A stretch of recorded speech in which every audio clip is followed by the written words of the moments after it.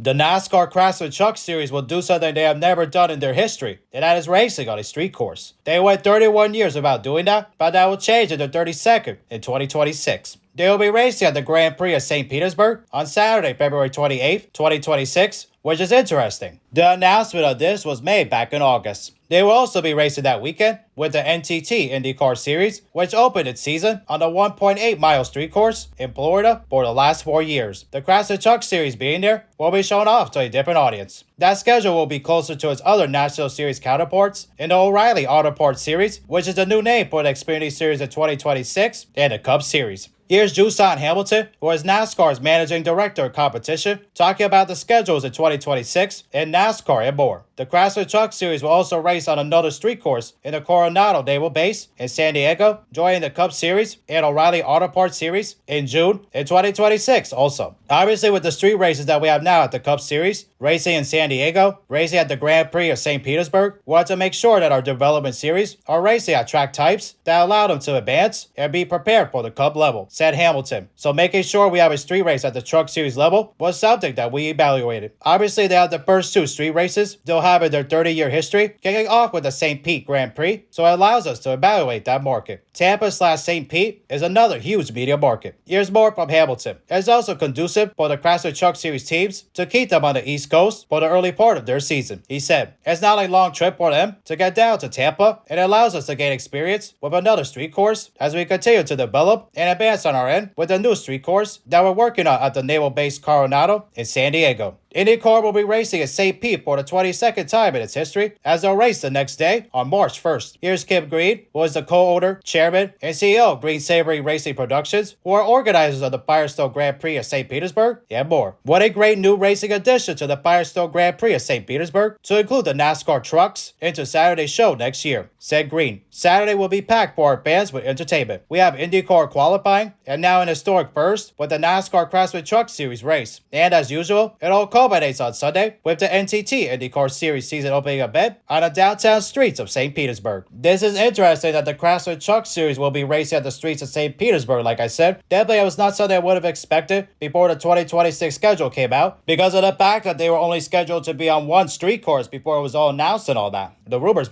because of the fact that they were going to be on the streets of San Diego, specifically at the Coronado Naval Base, along with the Cup Series and O'Reilly Auto Parts Series that weekend. Definitely St. Pete being announced definitely came out of left field, but it's a pretty cool announcement because of the fact that the Craftsman Truck Series never raced on a street course, and in 2026, they're going to have two of them. So that's going to be pretty cool there, especially. Hopefully the race in St. Pete provides an incredible show, and that it provides better racing, especially with the live pit stops, because of the fact that at Lime Rock Park, there weren't any live pit stops, and Corey Hyde dominated the race and all that, and it did create a lot of action and exciting moments there, especially because of the fact that that was the way it was, because of the fact that the pit stops were under caution, especially during the stages and all that, and Corey Hyde just dominated. So nobody could touch him that day. Hopefully there'll be live pit stops there at St. Pete, and it's going to be a different experience there for the Craftsman Truck Series. So shout out to Jusan Hamilton because of the fact that the Craftsman Truck Series is going to have street races there especially, and that'll help the drivers be able to learn and all that, especially when they move up to the O'Reilly Auto Parts Series and Cup Series eventually. So that'll be a pretty cool experience for them to be able to learn